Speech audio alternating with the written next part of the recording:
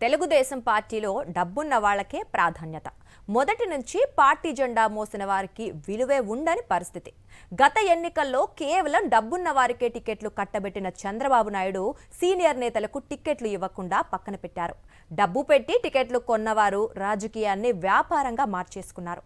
తాము పెట్టిన పెట్టుబడికి 1000 రెట్లైనా సంపాదించుకోవద్దా అన్నట్లు అక్రమ దందాలతో పీట్రేగిపోతున్నారు. తమకు టికెట్ ఇవ్వడం కోసం చంద్రబాబు పక్కన పెట్టిన సీనియర్లను ఈ డబ్బున్న కొత్త నేతలు పట్టించుకోవటమే లేదు. బాసు దగ్గరే విలువ లేనప్పుడు ఇక తామెందుకు గౌరవం ఇవ్వాలన్నది వారి లాజిక్. మొత్తానికి ఈ వైఖరితో పార్టీలోని సీనియర్లు అవమానాలతో కుమిలిపోతున్నారు. కృష్ణా జిల్లా గుడివాడ నియోజకవర్గంలో టీడీపీకి ఎప్పటి నుంచో ఉన్న నేత రావి వెంకటేశ్వరరావు 2000వ సంవత్సరంలో జరిగిన ఉప ఎన్నికల్లో టీడీపీ తరపున గెలిచారు రావి వెంకటేశ్వరరావు. అయితే ఆ తరువాత 2004 నుంచి 2024 వరకు గుడివాడ ఎమ్మెల్యేగా వైఎస్సార్ కాంగ్రెస్ సీనియర్ నేత మాజీ మంత్రి కొడాలి నాని ఏకఛత్రాధిపత్యం కొనసాగింది. 2024 ఎన్నికల్లో బాగా డబ్బులు ఖర్చు పెట్టగల నేతకే టికెట్ ఇవ్వాలని చంద్రబాబు నిర్ణయించారు. అలా ఎన్ఆర్ఐ అయిన వెనిగండ్ల రాముకు టికెట్ ఇచ్చారు. టికెట్ ఇవ్వడానికి ముందు ఆయన చేత బాగా ఖర్చు పెట్టించి ఆ పరీక్షలో పాస్ అయిన తరువాతనే టికెట్ ఇచ్చారు. 2 దశాబ్దాలుగా పార్టీకి సేవలందించిన రావి వెంకటేశ్వరరావు టికెట్ ఆశించినా లాభం లేకపోయింది. దాని బదులుగా అధికారంలోకి వచ్చిన తరువాత మంచి పదవి ఇస్తామని నచ్చజెప్పారు.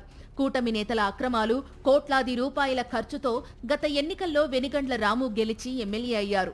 ఎమ్మెల్యేగా గెలిచిన తరువాత వెనిగండ్ల రాము వ్యవహార శైలి మారిపోయింది. ఎన్నికల వరకు రావి వెంకటేశ్వరరావు పట్ల గౌరవం ఉన్నట్లు నటించిన రాము ఎన్నికల తరువాత రావిని పక్కన పెట్టేశారు.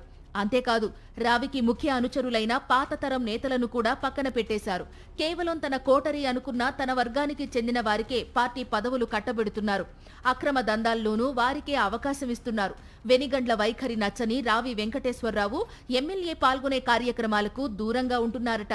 రావితో పాటు నియోజకవర్గంలోని పాతతరం సీనియర్ నేతలు కూడా ఎమ్మెల్యేకి దూరంగానే ఉంటున్నారు. ఎమ్మెల్యేకి గుణపాఠం చెప్పాలన్నంత కసితో పార్టీ శ్రేణులు ఉన్నాయని అంటున్నారు. త్వరలో స్థానిక సంస్థల ఎన్నికలు జరగనున్నాయి. ఆ ఎన్నికల్లో ఎమ్మెల్యేకి బుద్ధి చెప్పాలని అసంతృప్త నేతలు పట్టుదలగా ఉన్నారట.